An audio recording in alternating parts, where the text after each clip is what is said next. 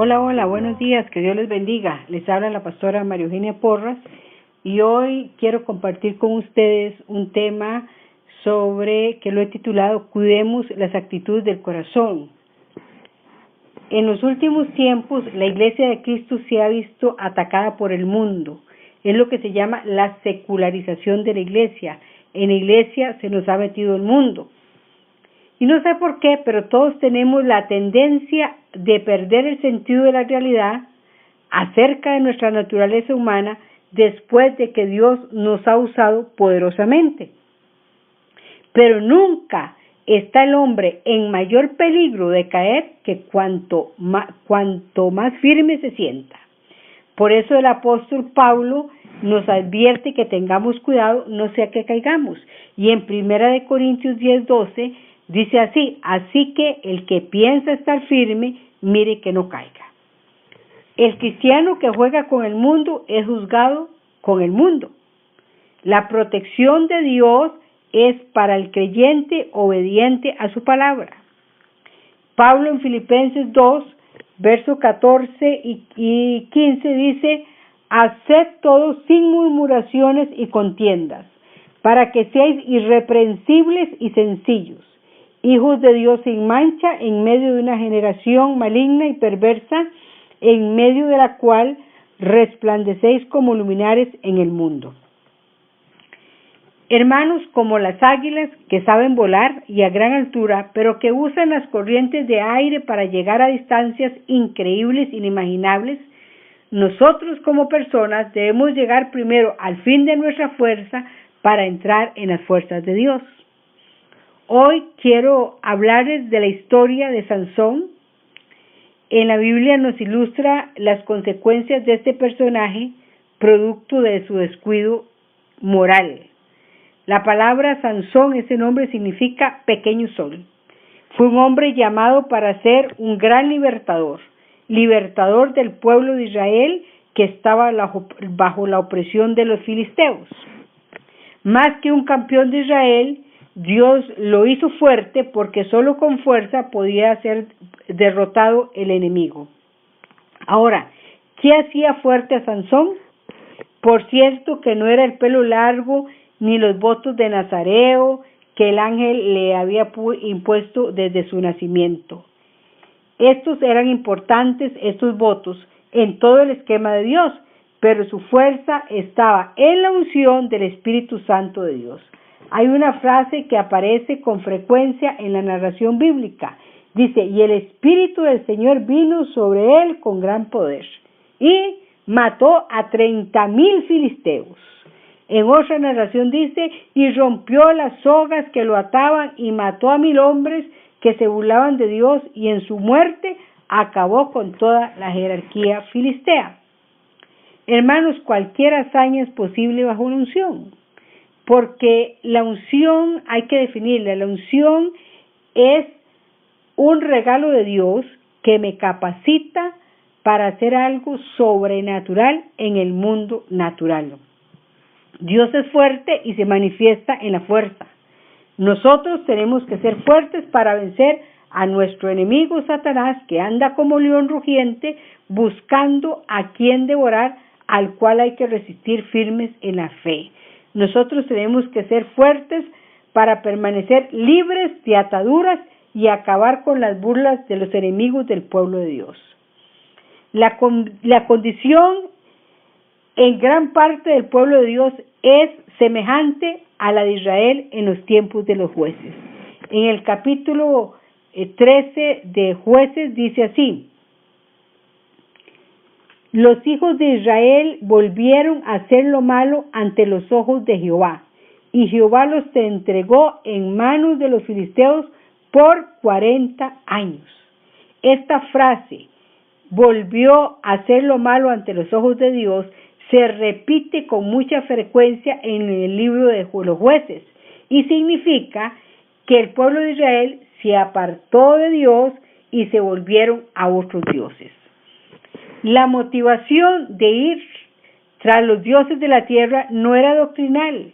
Estos israelitas no cambiaron de religión porque la liturgia filistea fuera más espiritual. Por supuesto que no. Tampoco lo hicieron de la noche a la mañana. Todo fue un proceso y los procesos llevan tiempo.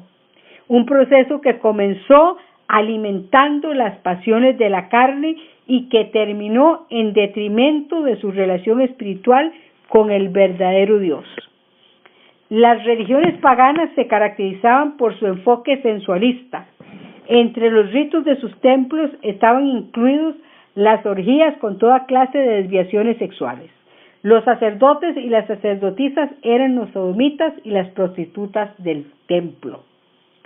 A esto eran atraídos los israelitas y cambiaron la gloria de Dios incorruptible por una imagen, y Dios los entregó a la impureza, a la lujuria de sus corazones y a las pasiones degradantes, tal y como lo dice Romanos 1, verso 23 en adelante. ¿Y qué de nuestro tiempo, hermanos? Andamos bien parecidos. Andamos parecidos. Los dioses ya no se llaman Dagón, Baal o Acera. Tienen nombres más sutiles como libertad de elegir, derechos individuales, intelectualismo, racionalismo, y son adorados por las personas más cultas que haya existido jamás, y están entre nosotros y algunos que se llaman cristianos. Su templo está igualmente prostituido, y usted sabe que nuestro cuerpo es el templo donde habita el Espíritu Santo. Dice la palabra: ¿o ignoráis que vuestro cuerpo es templo del Espíritu Santo, el cual está en vosotros, el cual tenéis de Dios, y que no sois vuestros? Y también la palabra de Dios nos amonesta: ¿no sabéis que los injustos no heredarán el reino de Dios? No erréis, ni los fornicarios, ni los idólatras, ni los adúlteros, ni los afeminados, ni los que se echan con varones, ni los ladrones, ni los avaros, ni los borrachos, ni los maldicientes, ni los estafadores heredarán el reino de Dios. Eso dice la palabra. Israel pecó y perdió su fuerza. El pueblo pseudocristiano también ha pecado y se ha ido debilitando. En medio de la condición débil de Israel, Dios preparó un hombre para que comenzara a liberar a su pueblo de manos de los filisteos, y este hombre se llamaba Sansón. Su aparición es un contraste con la condición del pueblo. Así es siempre que Dios se revela. Su manifestación es un contraste con la condición nuestra. Muchos han creído que las manifestaciones sobrenaturales del Espíritu Santo son una señal de madurez, fuerza o perfección, pero no necesariamente, hermanos. Veamos el caso de los corintios, que aventajaban a los demás en el uso de los dones, pero eran carnales e inmaduros. Los israelitas se habían debilitado a tal extremo que eran incapaces de defenderse. No hay nada más triste que un pueblo acobardado, que un pueblo debilitado.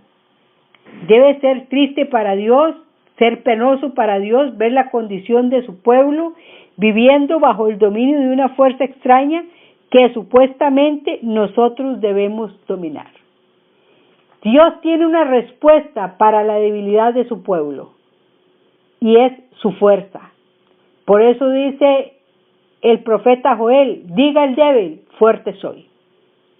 Dios no necesita muchos para lograr su propósito. Una sola persona dedicada a hacer su voluntad es suficiente. Dios escogió a Sansón, a ese pequeño sol, para comenzar la liberación de su pueblo, y para eso le dio esa fuerza sobrenatural. Le prohíbe cortarse el pelo, tomar alcohol, comer cosa inmunda. Su fuerza no estaba en los símbolos de su separación, el pelo, la bebida, la dieta. La realidad de su poder se fundamentaba en su llamamiento divino. Dios capacita a quien llama. El poder venía del Espíritu Santo. Sin embargo, para Sansón, el pelo largo y el dominio propio representaban su relación con Dios. Los símbolos externos declaraban la realidad interna de su santificación. separado para el uso de Dios. Dice la palabra que el niño creció y el Señor lo bendijo. Me parece que cuando el Espíritu Santo vino sobre Sansón, Sansón comenzó a sentir como Dios y comenzó a preocuparse por la condición de su pueblo. Ya otros se habían acostumbrado a lo anormal. Ya no les importaba que eran del pueblo de Dios con una misión en la tierra.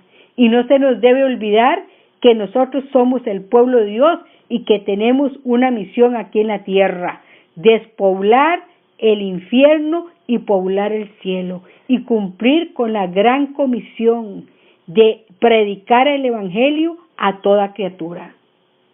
No sé cuál de estas circunstancias comenzó a perturbar a Sansón. Lo cierto es que venía del Espíritu. Sin embargo, en el capítulo 14 de Jueces, Sansón se enamora de una filistea. Dios había advertido a su pueblo que no contrajera matrimonio con las naciones de la tierra que él les daría. Eso está en Deuteronomio 7, versos 3 y 4. Los padres de Sansón lo sabían, pero él insistió con palabras que revelan su debilidad de carácter.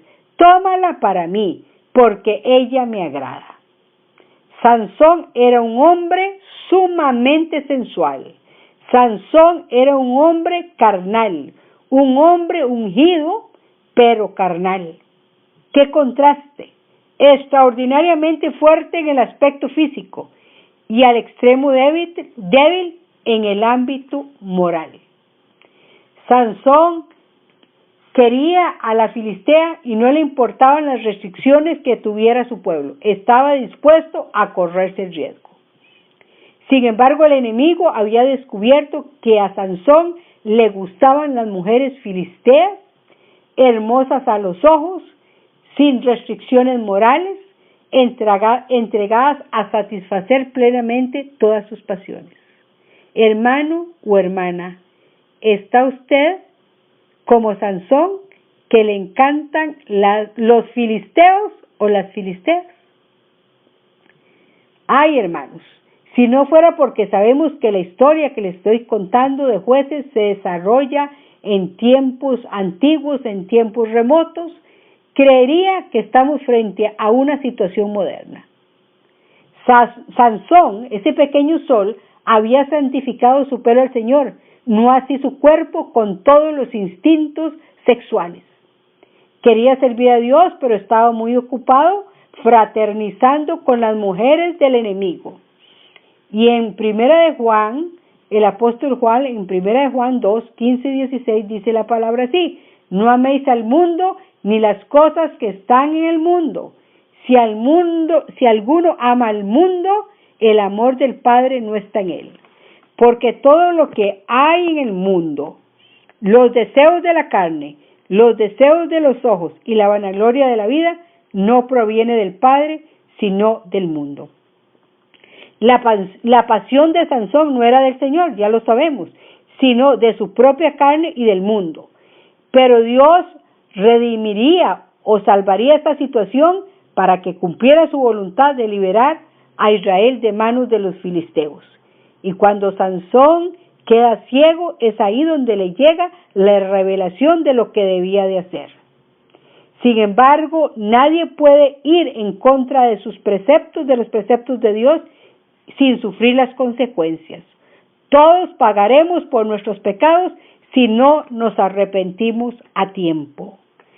Así que, hermanos, recuerden lo que dice la palabra de Dios, que si confesamos nuestros pecados, Él es fiel y justo para perdonar nuestros pecados y limpiarnos de toda maldad.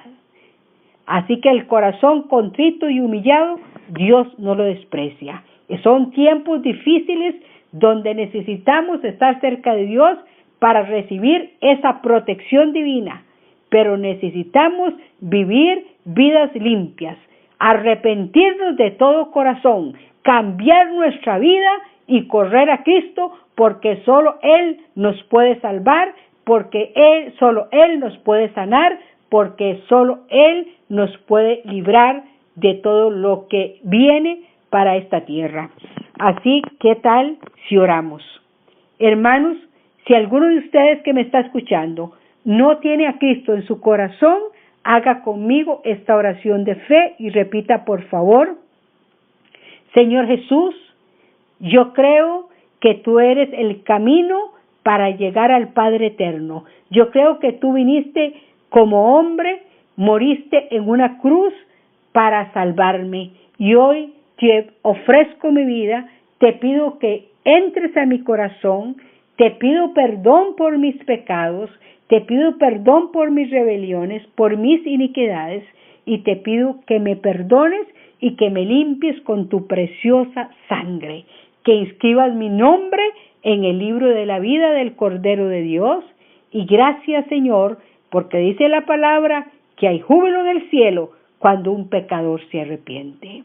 Y así que si usted ya tiene a Cristo, pero se ha apartado de sus preceptos, de su palabra, confiese su pecado, y Él dice que al corazón contrito y humillado, Él no lo desprecia. Que Jehová te bendiga y te guarde, que Jehová haga resplandecer su rostro sobre ti y tenga de ti misericordia y ponga en ti paz. Y que la paz de Dios, que sobrepasa todo entendimiento, como dice Pablo, guarde vuestros corazones y vuestros pensamientos en Cristo Jesús. Que Dios les bendiga.